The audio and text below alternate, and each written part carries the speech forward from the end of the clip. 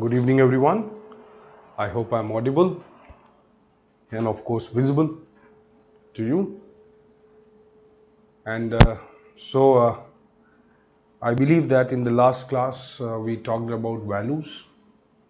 Fine, we had a brief discussion about the Kant's deontological perspective and categorical imperative.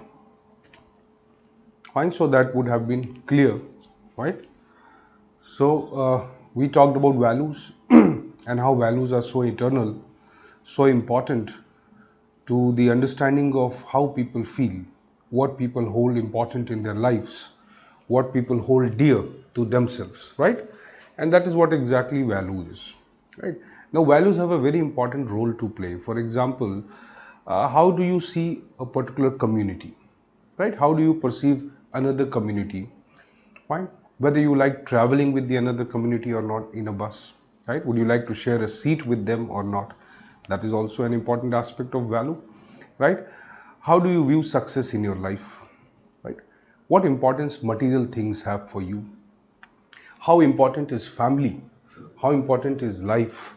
How important are, those small moments in your life which give you happiness? Now, this all pertains to the importance that we give to different values in lives, right? And obviously, there are some universal values, there are some humanistic values we talked about, like, for example, when we talk about justice, when we talk about equality, fair treatment, fine, justness in our, behavior, being empathetic to people, being sympathetic to people. Though being empathetic is very difficult, it is not that easy.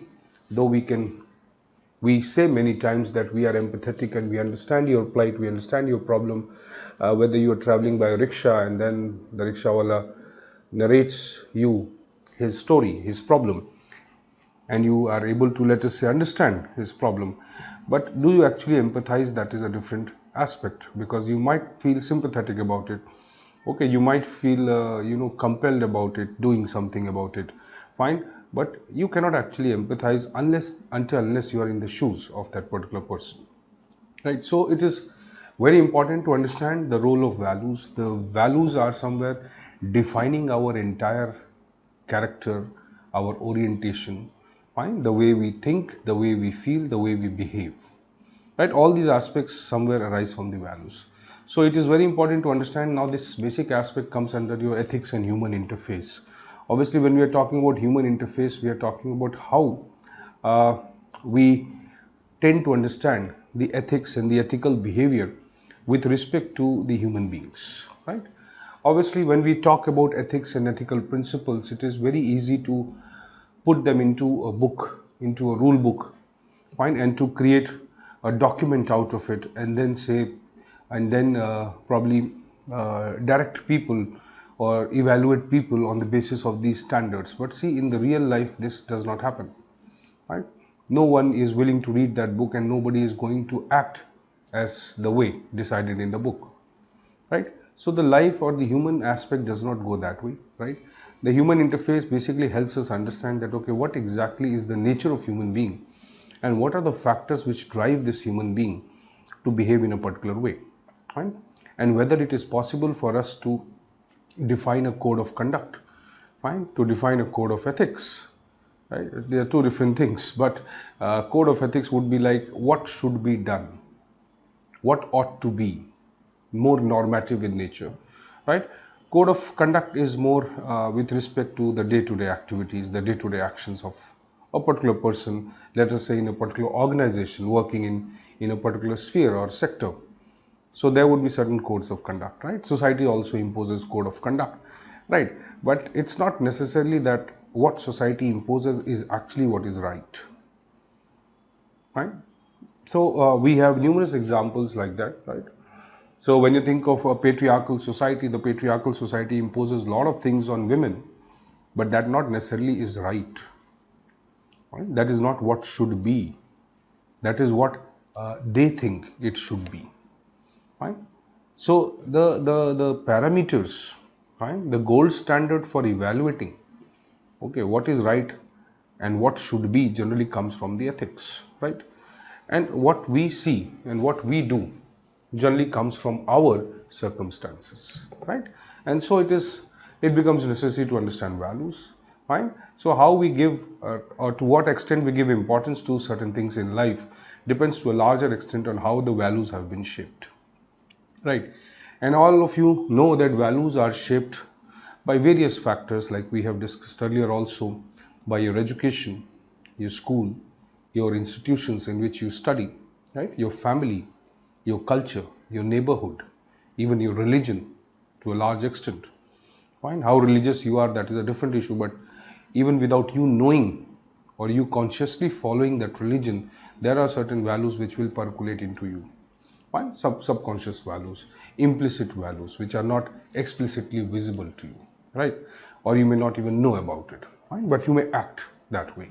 And so we develop a kind of our perception regarding what world is around us, what should the world be, fine, and what exactly you want from this world, right? So these basically are defined by the values.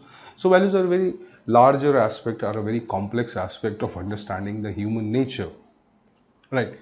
But let's say along with that, obviously there are certain aspects, the way questions are asked in the examination, fine. So today we'll talk about some questions on what we have studied till now, like for example when we talk about ethics, morality, fine, values, and how values are acquired and how values are important for us in life and things like that. So there are certain things you'll understand once we do the questions, right? So let us start with certain questions now, fine. So you can write some questions that would be important. Okay, I have written some questions. UPSC questions are there, right? For example, in 2016,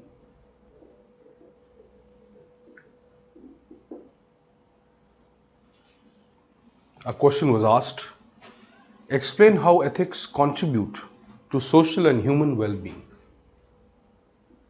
Right?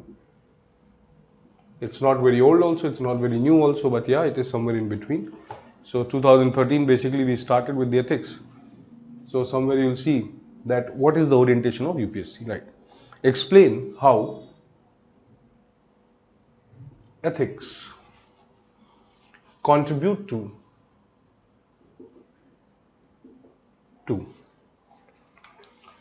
social and human well-being, right? So now what exactly, basically this is 2016 UPSC question. Now what exactly should we write here?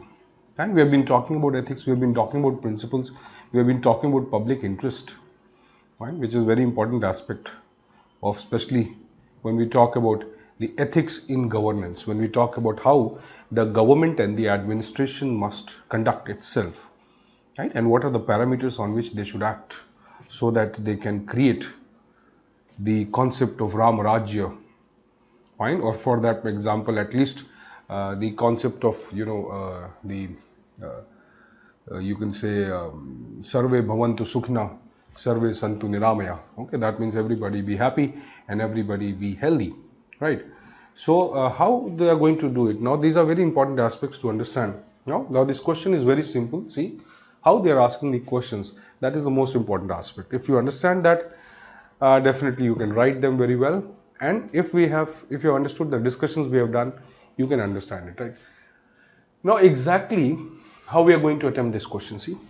So obviously first important aspect is to define what ethics is, and then only probably we will be able to write how it contributes, right? What exactly it is, and so the contribution could be assessed, right? So we can start this. You can understand how the answer needs to be written, right? So first we have to define the ethics. So how we define ethics now? So ethics is a framework. Fine. Ethics is a kind of framework or set of standards, fine, which define what is right or wrong, fine, which directs our actions to something which is right and which helps us deviate or which helps us restrict our actions from something what is wrong. Right. Now, who decides this right and wrong? That is a different aspect. But you can understand in simple terms that yes, ethics relates to, fine, you can write few points, it's better, so that you'll have some answers with you, right? Right. Ethics comprehensively refers to the set of values, the set of values which guides human actions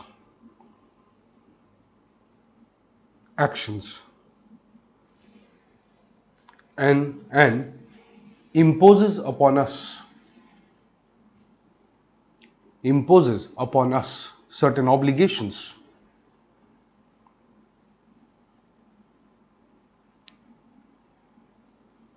to do things that are right, and at the same time be aware of what is wrong.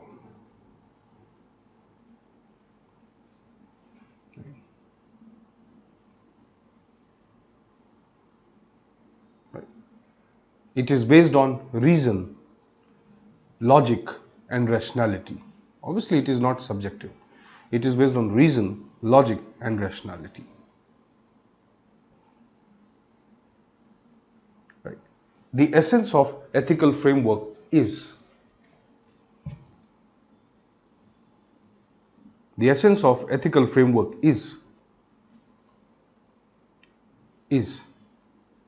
to achieve goodness or well-being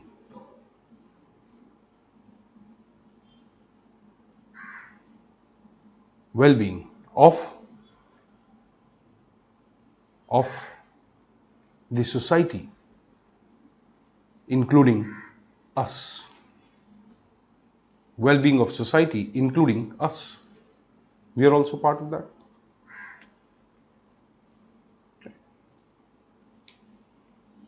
Right. So, okay, being ethical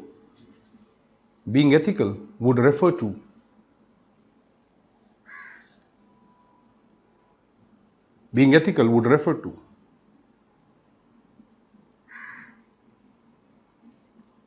constructively moving away from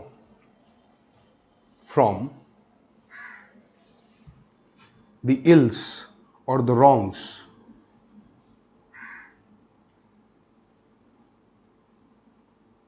by promoting what is good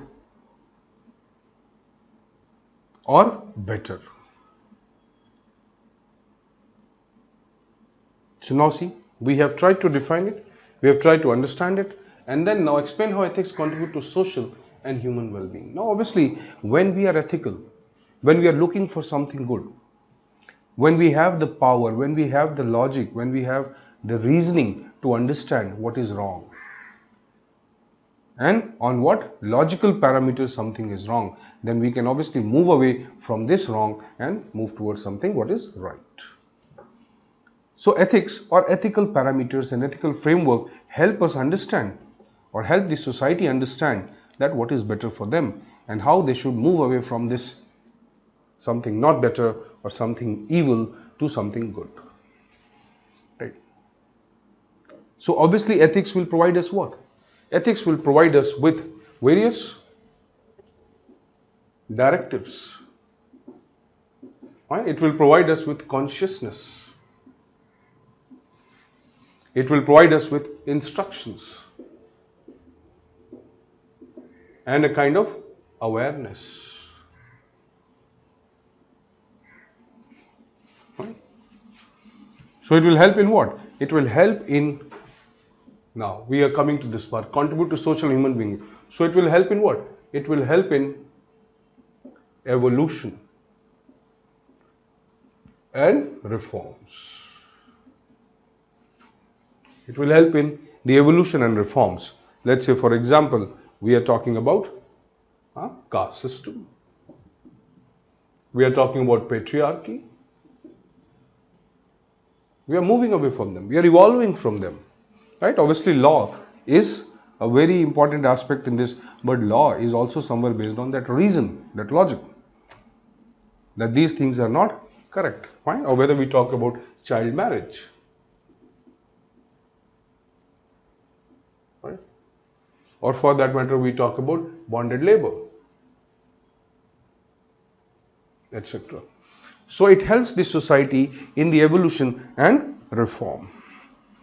So discriminatory practices, discriminatory or somewhere the backward values, somewhere the traditionalistic aspect, somewhere those values or those you can say behaviors which somewhere were restricting the growth of the society are generally shunned, are generally eliminated by the impact of this. Right? So then, now imagine in social evolution, social reform and growth of the society in a positive sense, in a constructive sense. Okay, will it also impact the society, politics, the role or the relationship between the politics and the people and the citizens? Fine, it will impact those also. So it will help in constructive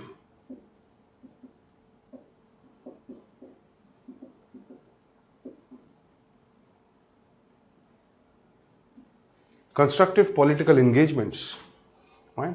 It will promote a better democratization.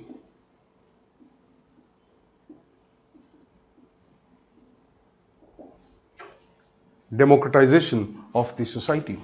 Fine? Where we may expect fine, the citizens to participate. Fine? Be aware of their rights and duties. So it is quite obvious that what will be the impact of this? It will make the administration, fine, or the people in authority more accountable. Right? So see, it is making the society more accountable. Right? So when we follow an ethical framework, when we talk about an ethical influence, right? So it not only changes the society, the social structure, the culture and the values, it also somewhere modifies the politics and the politic-citizen relationship. Right? It makes the administration accountable. It makes the politics accountable. So corruption. Right? It will improve what? It will improve the ethics in governance. Right? So problems like corruption, right? Fraud, misuse of public money,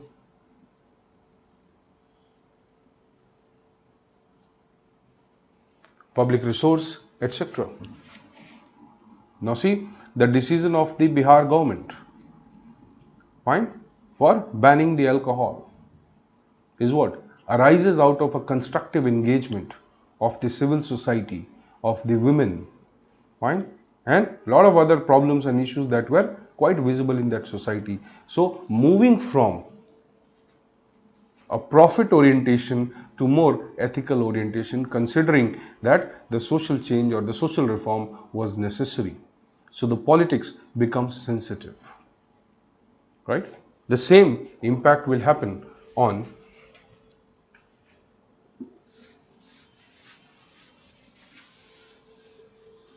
right?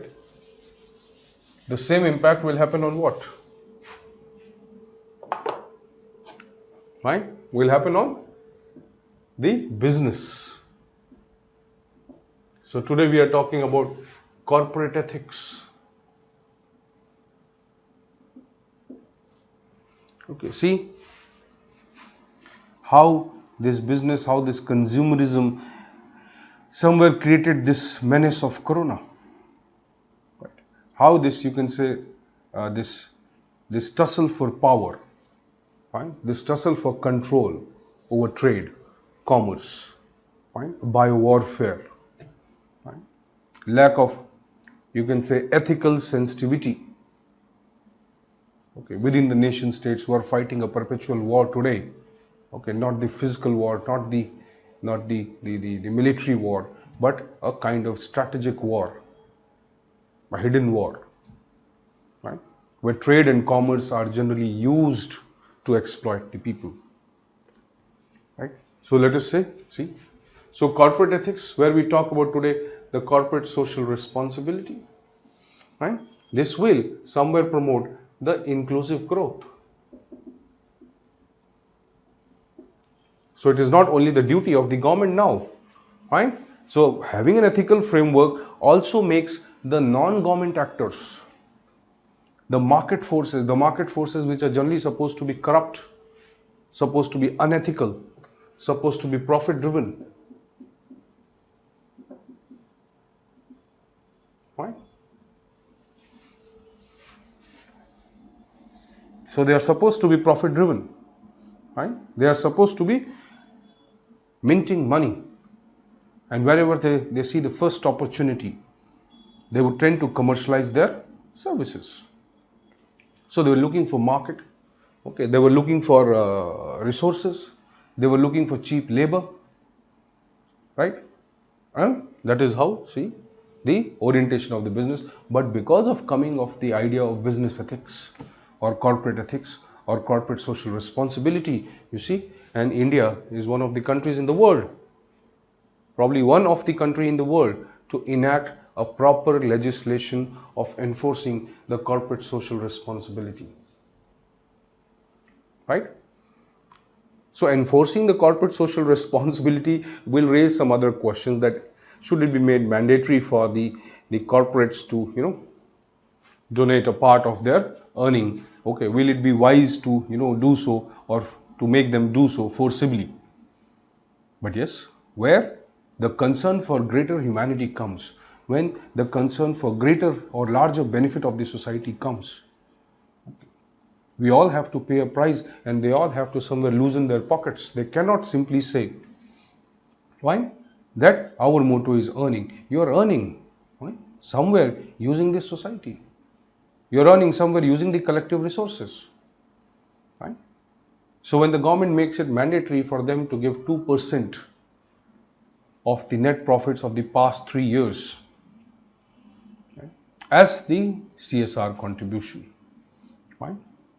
So definitely, right, there is some larger purpose to that.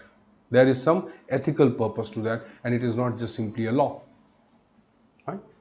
So the law is trying to achieve it, what ethics would have wanted to, right? So you can understand this way that this is now promoting inclusive growth, fine. It is also creating a sense of contribution and a sense of responsibility, right? So a moral attitude emerging within the corporates, right? They will become morally conscious over the time, right? That, okay, they have to do certain things right. If they are damaging the environment, if they are consuming the resources, if they have the ready-made markets, if they are getting the consumer base, if they are getting cheap labor, if they are getting free contracts, right? And likewise, or if they are manipulating the contracts, then definitely there must be a price to pay for it, and that price must be a social contribution, right? So mechanization, automation, these are various issues, fine, which will arise when we talk about the business or the corporate ethics. So the moment you automate, right, a lot of people lose their jobs. The more you mechanize, okay, a lot of people sit at home, right? Then obviously you do not feel obligated towards those people. You do not feel your duty towards those people. The more you professionalize, right, you are only creating the market for the elites. The more you automate, the more you digitize, you're only creating for people the market for those people who have access to these resources. Digital divide is a big issue. Digital divide is a big ethical problem, right? How the government is going to address it is also a big issue, right? So the businesses, fine, and their orientation would improve. Now, okay. Now, ethical concerns will also be visible in other spheres of life. Fine. For example, when you talk about, right, the idea of social capital, right? The concept of social capital was initially studied by a famous scholar, Robert Putnam. Right? Robert Putnam. So he basically studied the European societies, and he realized that Italy, France, and other. Right? So he realized basically that in certain societies, the social and economic growth, right, the evolution was much faster compared to the other societies or other countries. Why it was happening? Because those societies were more peaceful. Right? Those society were more peaceful. Right? Those society had a very strong feeling of community. Right? They had a very strong feeling of collectivity or collectiveness. Right? Oneness. We-ness. Not Venus. Okay, we-ness. So these feelings obviously created, okay, a greater scope of growth and development due to stability and peace that was there in the society. So this harmonious existence of people, right, this harmonious living together, and then believing that people have common fate, they have common achievements, or they have certain common goals, and for these common goals they have to remain together, they have to be peaceful, they have to keep the society stable, they have to engage in less conflicts. Now see, even in countries like India, where the states or the regions where we find perpetual conflict, the industrial development, the economic growth has suffered. Right? That is the lack of social capital. Right? So when you talk of social capital, obviously there will be an increase in the social capital if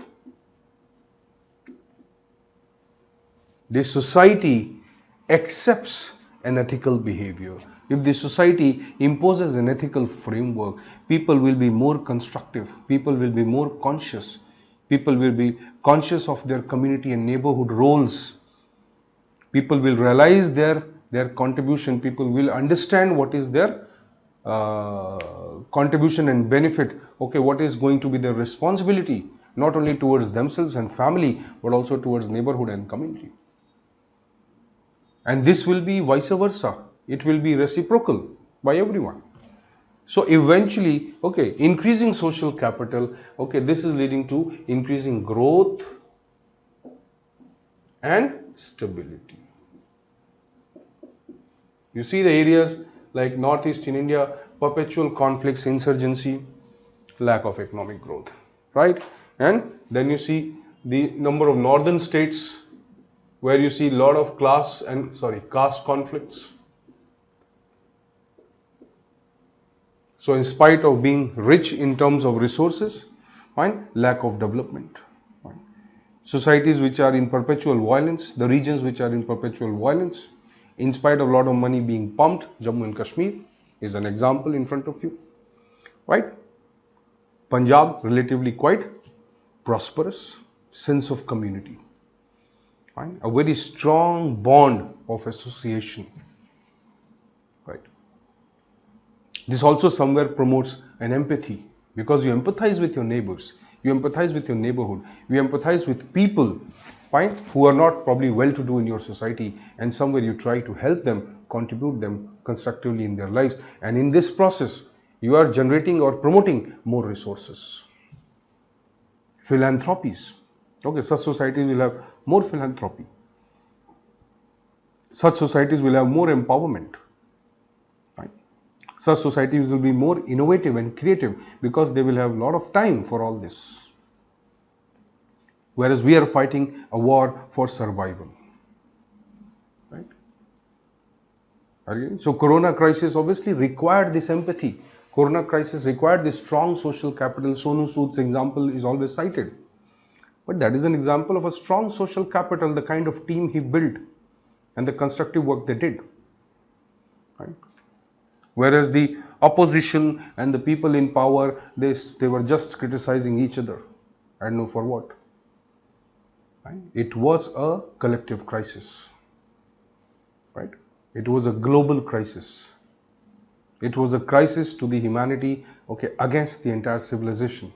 Right? So somewhere we have to understand the social capital will also improve. Right? Then our individual responsibilities will also improve. Let's say, for example, when we talk about, it's not at the industrial level, but also when we talk at the individual level.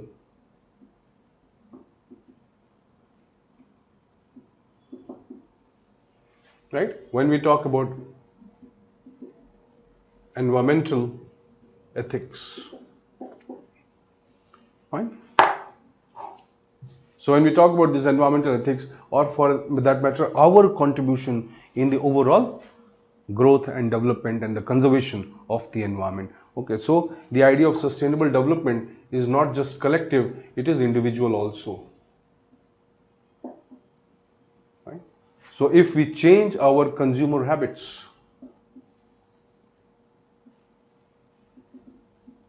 right? If we start using less of cans, if we start using less of processed food, fine, obviously it will give a lot of benefit to the farmers, to the local produce, to the local products, and at the same time it will be less taxing on the environment to dispose it or consume it. Right? Waste management, right? And all those things. So you can understand that the concept of sustainable development, right? The concept of intergenerational equity,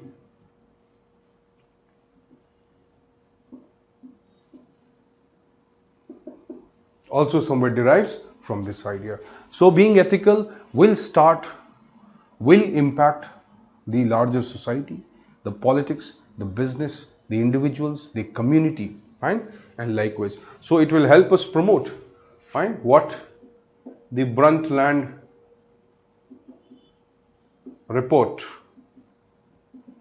on sustainable development, right? The United Nations Environmental Program, or United Nations FCC, Framework Convention on Climate Change, right? The Brundtland report, which was basically on sustainable development, right? Which talks about, okay, think globally, act locally. Right? This is the entire dharma of the ethics also. Right? So being ethical does not only constitute that, okay, you're just thinking about your family and your village and your society and just your neighborhood and your apartment and you can say your district. No, it's not. Because eventually, okay, that act, that conscious and responsible act will have its consequences, and it requires a kind of reverberation. It has to move from one to another. Right? And that is why it will create a train of events, right? A train of ethical behavior. So it will create, okay, it will help the humanity flourish together. Now that is how we have to explain it. So we have to explain, we provided examples, we provided aspects, we provided, simple understanding from day-to-day life to give this example. Now this is how you need to write an answer. Yeah, we can quote Gandhi, right? And Gandhi's concept of sustainable development, right? Enough for everyone's need, but not for greed, right? That is also an ethical premise of sustainable development, right? Or we can talk about many other people and thinkers who have talked about this idea, right? So, let us say this answer gets completed. Now, I hope you understand how exactly we need to write an answer. Now, let us take another question.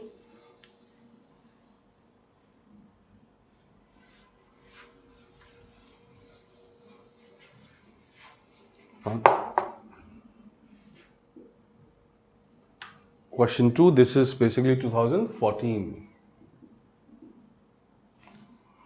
All human beings aspire.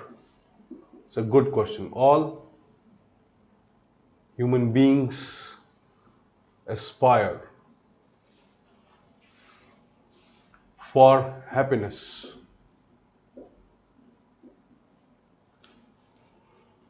Do you agree?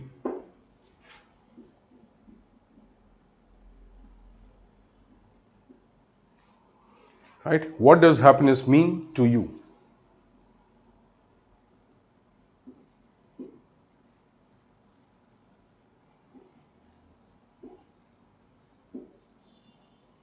To you? Give.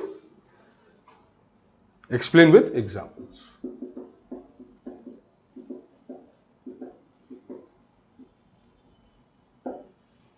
Great. Fine. Now this brings us to a very philosophical aspect of what happiness is. What happiness is. Fine. So many of you feel happy when you study or take a class, like I do. Fine. But many of you are not happy when you do the class. Now,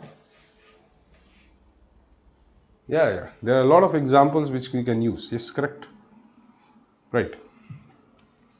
Right.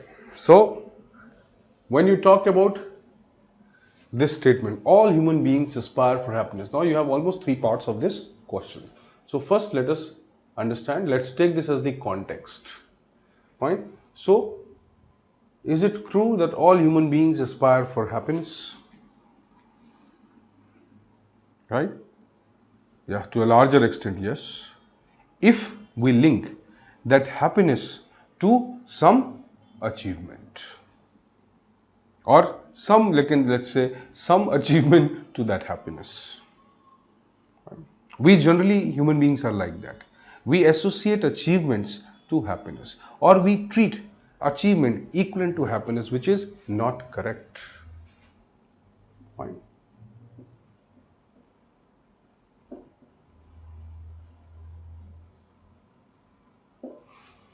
Fine. You treat qualifying examination to happiness. Yes, no doubt, it is happiness.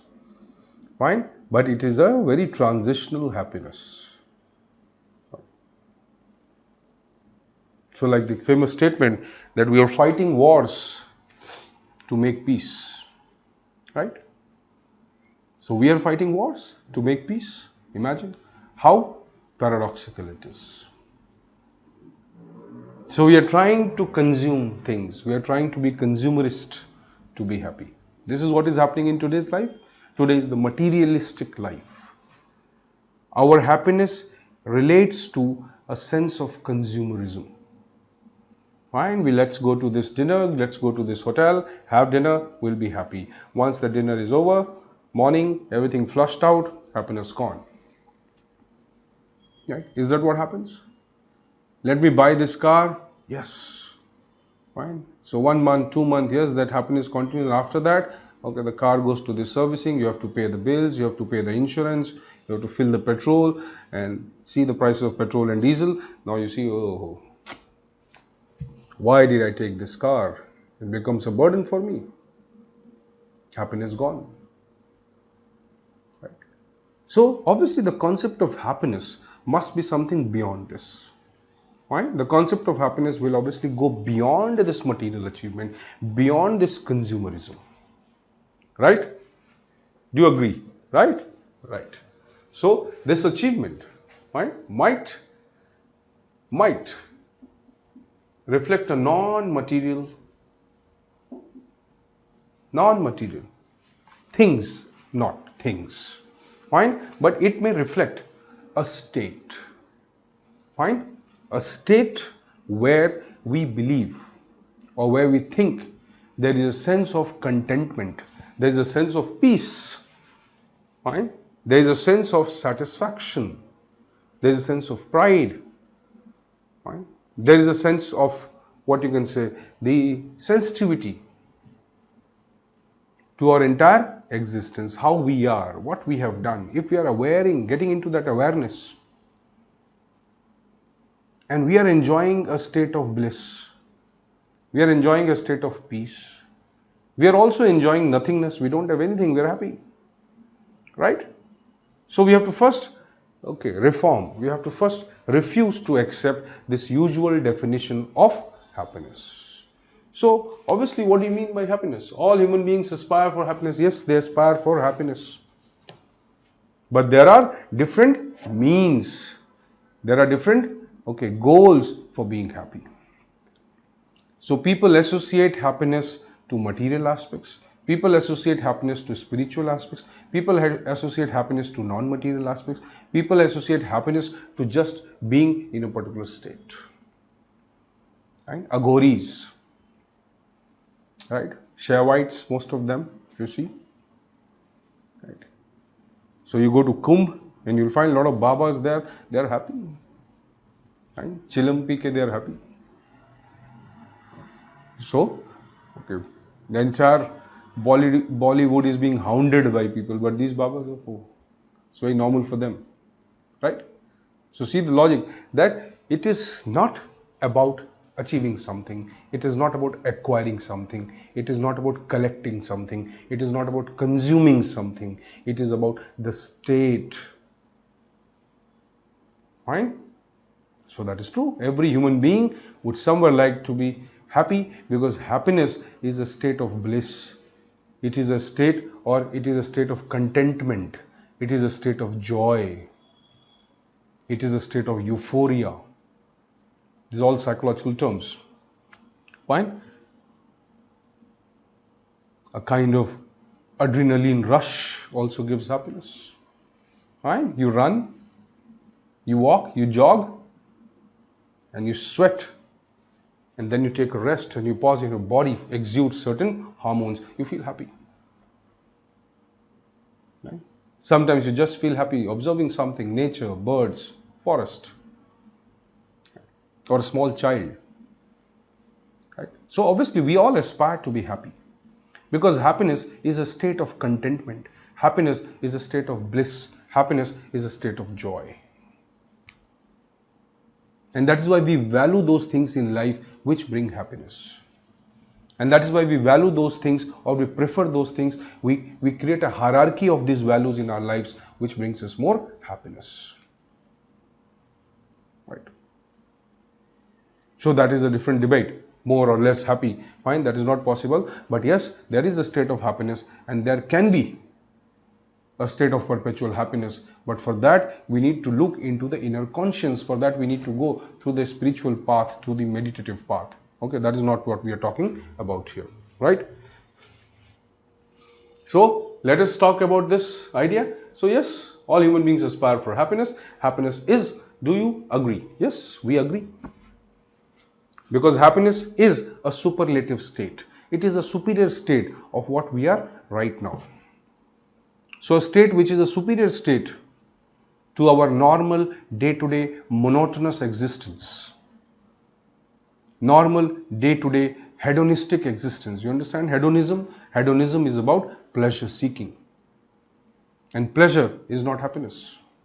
This is why I said it may be consumerism. So the pleasure, is more materialistic. When that pleasure is non-materialistic, then it might turn to be happiness.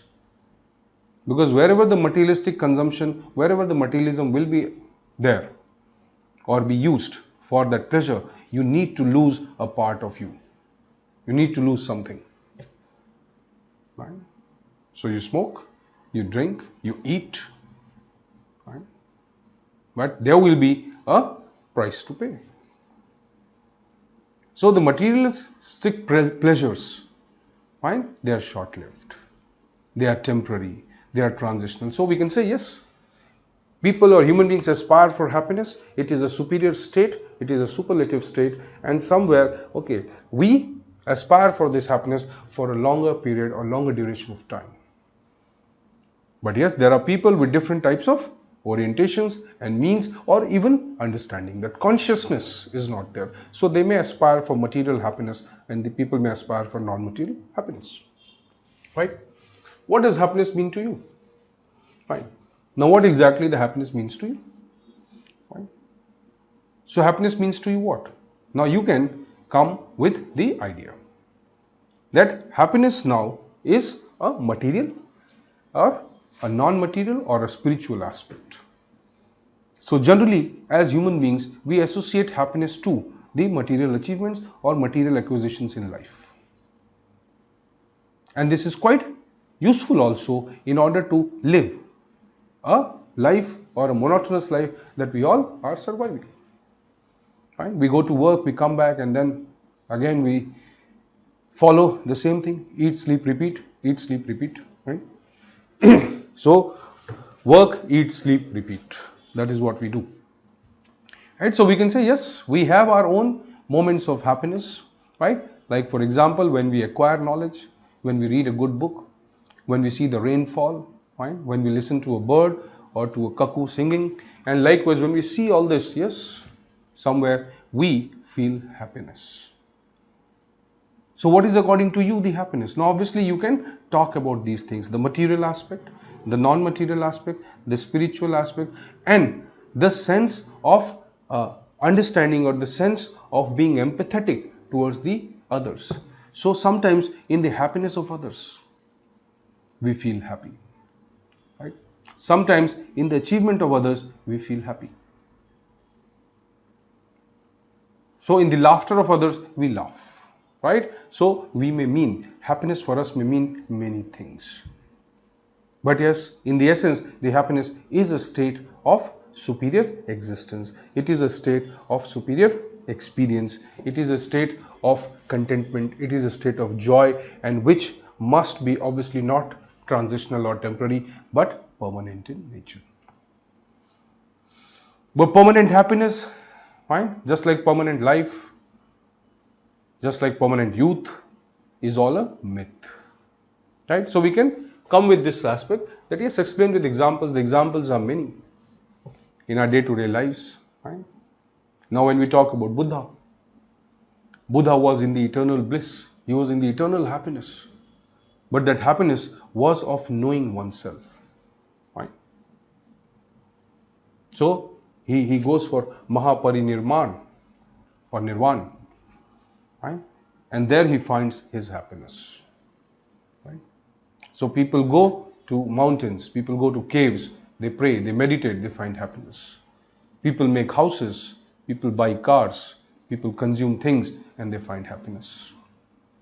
Right? So we can say the concept of happiness is quite abstract, and there cannot be one defined idea of happiness. Right? But yes, when we think of human psychology, when we think of human existence, definitely it is a state of contentment, eternal joy, eternal bliss and peace. And somewhere acceptance of the things as they are. So when you are conflict free, when you are fear free, if you read Gitanjali of Rabindranath Tagore, you'll understand.